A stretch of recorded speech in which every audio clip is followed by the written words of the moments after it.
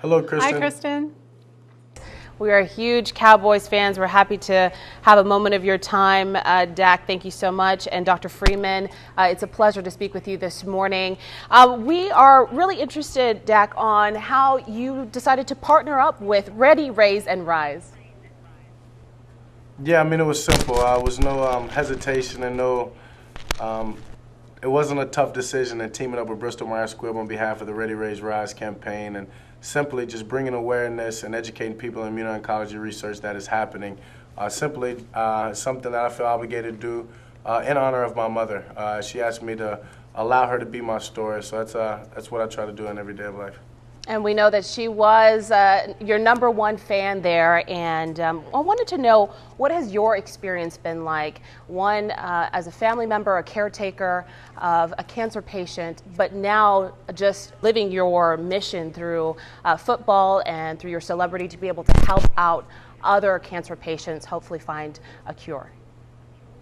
Yeah, I mean, it's been tough, but it's definitely been a blessing. Just everything that my mother taught me to be able to continue to tell her story and hopefully change lives and reach out and educate people and bring awareness to help defeat this thing called cancer. And that's what's so great about the Ready, Raise, Rise campaign is they've given me every opportunity to do that. And it's not only just be a part of this campaign, but to challenge everyone out there to accept our challenge and the Pick Your Power challenge and going to readyraiserise.com, submitting a photo, and showing us and telling us how powerful and unique you are in your own special way is just something that I'm so privileged to be a part of. And Dr. Freeman, you focused a lot of your career also on preventing skin cancer. How does immuno-oncology research help all cancer patients?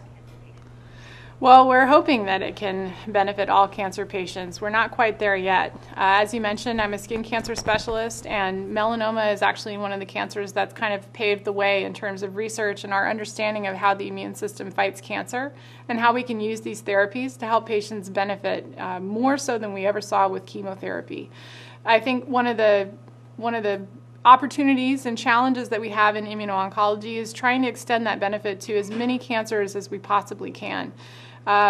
One of the areas that we're doing a lot of research in now is something called biomarkers, and biomarkers can actually help us understand how that patient's cancer may potentially respond to some of these immune therapies, and that's what allows us to then see in breast cancer and colon cancer and melanoma and kidney cancer where these therapies can provide the most benefit for patients.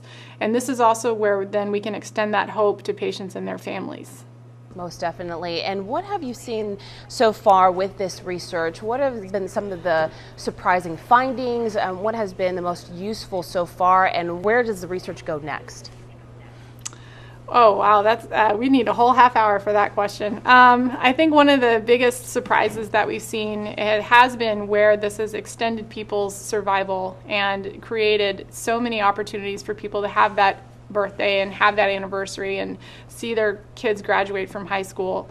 As a melanoma specialist, most of the time when I talk to patients, I can now tell them that these therapies can extend their life very meaningfully for months beyond what we would have expected with traditional chemotherapy. What we also know, though, is there's a lot of cancers where these therapies don't quite benefit, so pancreatic cancer and ovarian cancer being two of them.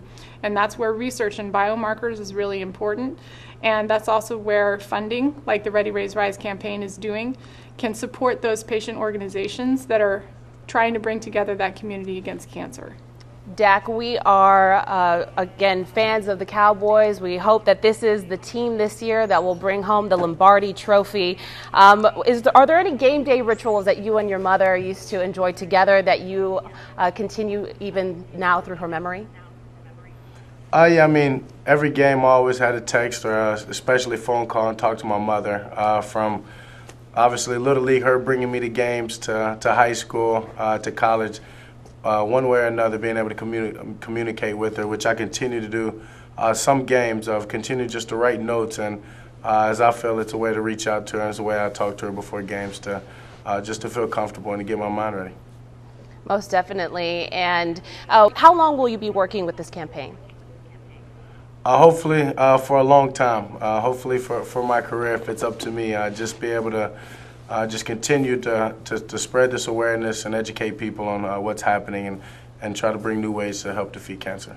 All right. There's been a little bit of an overhaul with your receivers this season. We're wondering, how much are you trying to build the rapport with them? A bunch. I mean, as you said, it's some guys have left and some new guys have come in. So it's important just to continue to grow and get our chemistry where it needs to be. And we look forward to doing that and getting the training camp so we continue to grow. All right. This is our year, right? This is our year. All right. Well, thank you so much for the two of you. It's a pleasure, and we hope you have a great day today. Yep, thank you. Thanks for having us.